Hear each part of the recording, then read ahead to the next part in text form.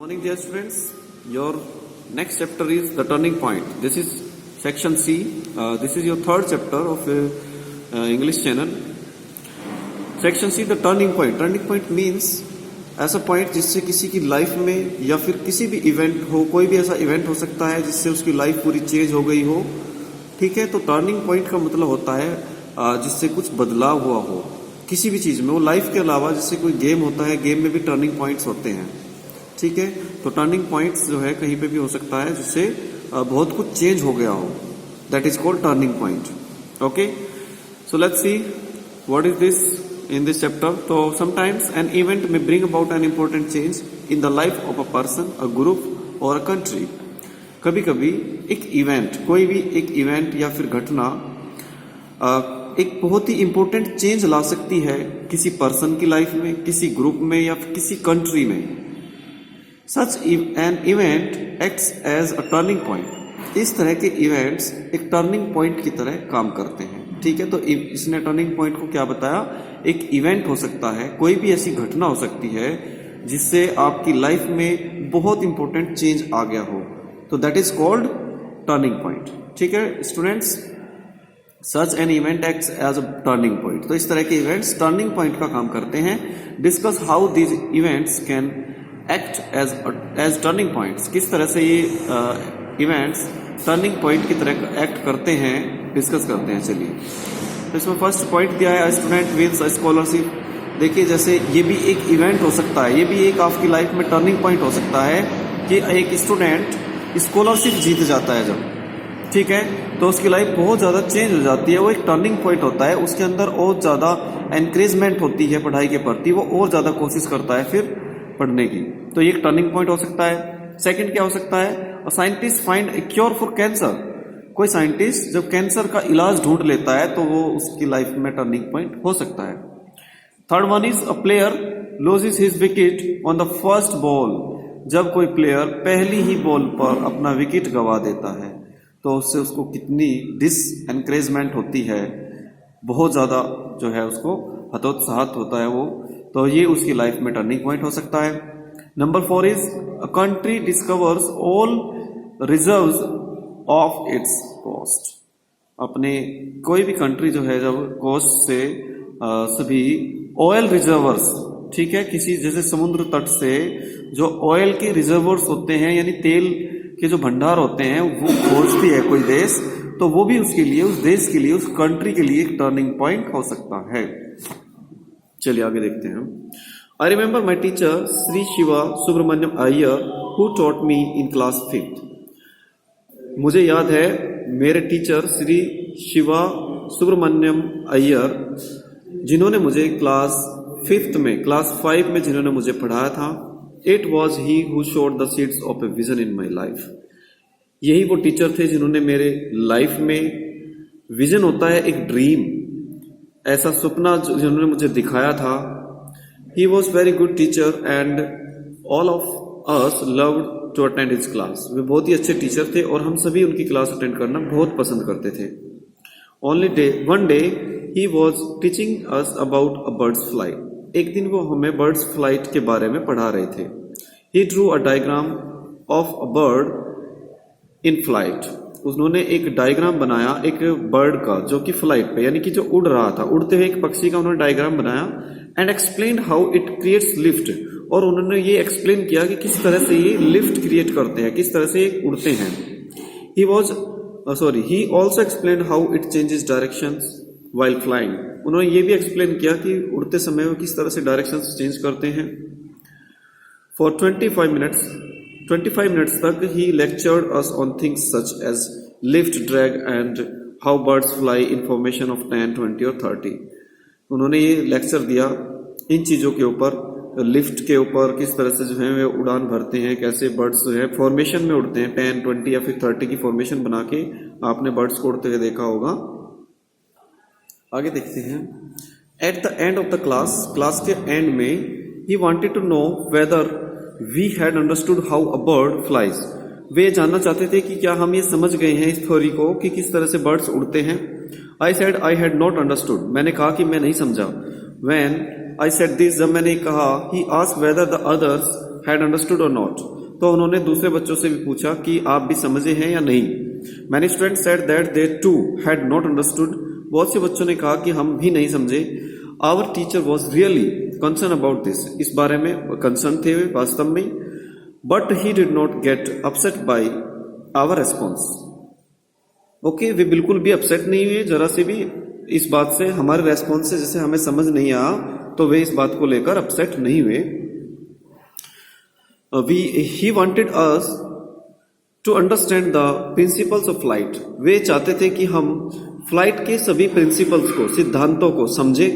So he said that he would take all of us to the sea शोर।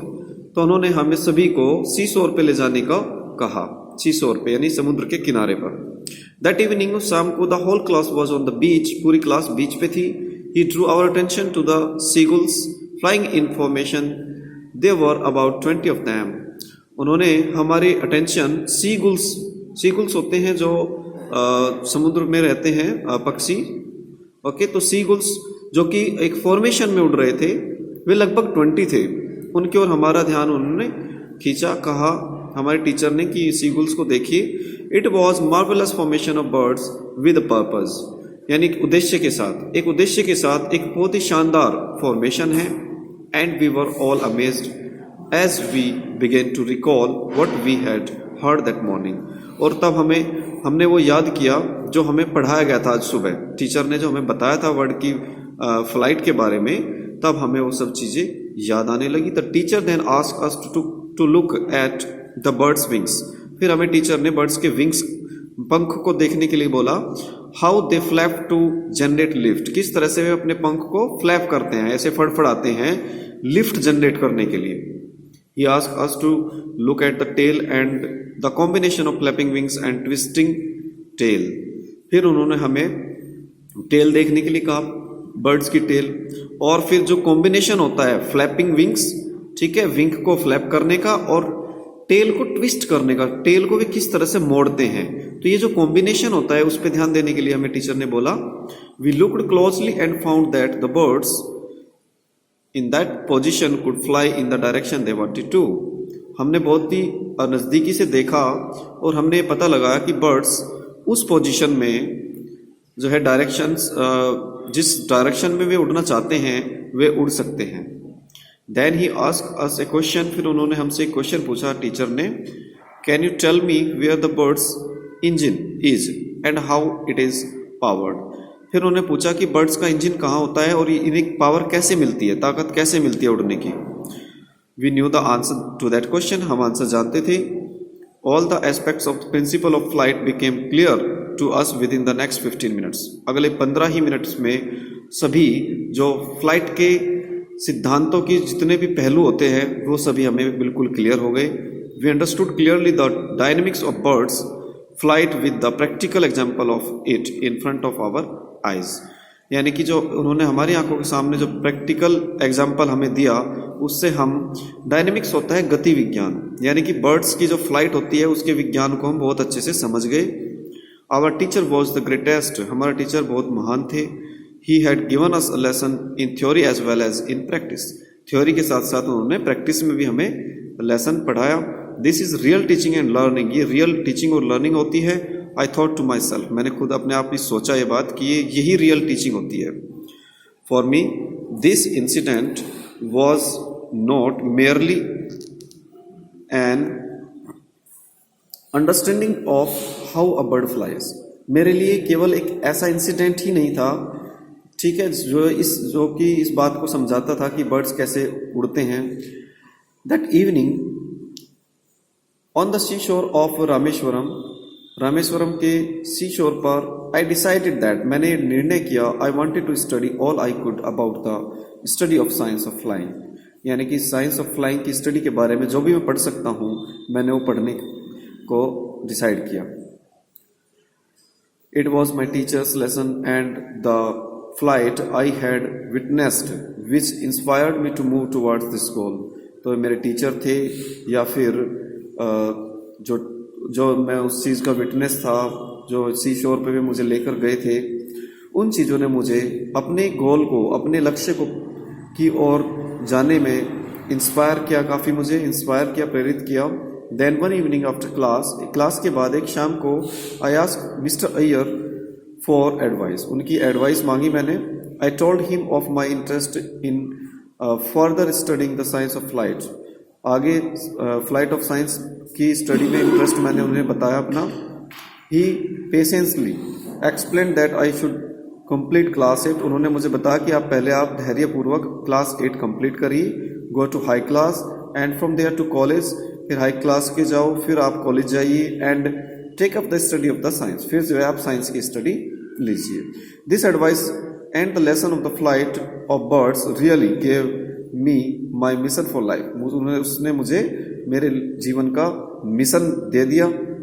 सो when I went to college, जब मैं college गया, I took up physics and then went on to study engineering at the Madras Institute of Technology, Madras Institute of Technology में मैंने engineering की पढ़ाई की। फिर there I took up aeronautical engineering, aeronautical होता है जो वैमानिक इंजीनियरिंग होती है, यानी कि विमान से जो रिलेटेड होती है, उड़ान से संबंधित होती है, तो मैंने एरोनॉटिकल इंजीनियरिंग की वहाँ पे। माई लाइफ वॉज ट्रांसफॉर्म, मेरी लाइफ बदल गई। I became a rocket engineer, मैं एक रॉकेट इंजीनियर बन गया। An aerospace engineer and a technologist, एक टेक्नोलॉजिस्ट बना। This memory of my teacher encouraging me to ask question and then showing real life examples to add my comprehension remained me with me all my life, पूरे जीवन जो है ये चीज़ें मुझे हमेशा याद रही।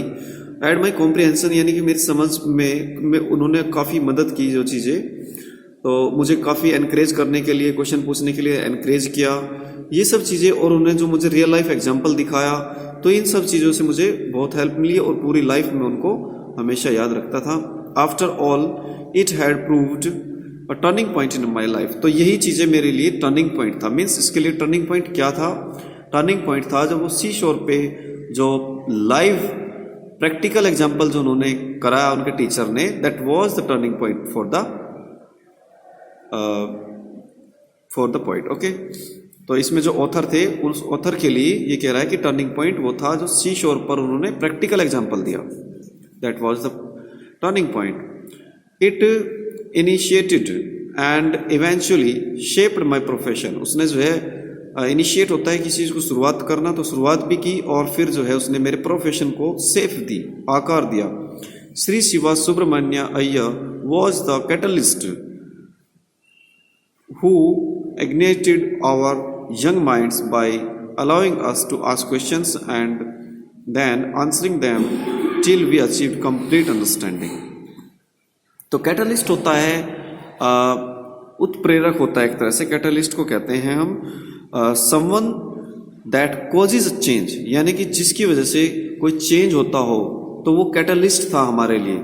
ठीक है, उन्होंने हमें क्वेश्चन पूछने के लिए काफ़ी इंस्पायर किया और फिर उनका आंसर देते थे अच्छे से। जब तक हम पूरी तरह से समझ नहीं जाते थे तब जो है वे अच्छे से एक्सप्लेन करते थे, तो इसलिए वो कैटलिस्ट थे मेरे लिए। ठीक है, उत्प्रेरक थे एक। सो डियर स्टूडेंट्स, उसके बाद फिर आप वर्ड मीनिंग्स देखेंगे इसके। Vision, dream for the future, vision कहते हैं फ्यूचर के लिए ड्रीम होता है। मार्वेलस मीन्स वंडरफुल, शानदार। Dynamics, the scientific laws involved in the movement of bodies. ठीक है, और ट्रांसफॉर्म मीन्स चेंज हो गया। Initiated means started. Catalyst a person, तो इसमें आप थोड़ा सा छोटा ये कर सकते हैं और समथिंग को इसमें कट कर दीजिए। ठीक है, आप इसको लिखेंगे person that causes a change. Clear? Ignited means होता है कॉज समथिंग टू बर्न, ये बर्न तक ही करेंगे बस आप। Clear? So complete the word meanings and watch the video. Okay, thank you.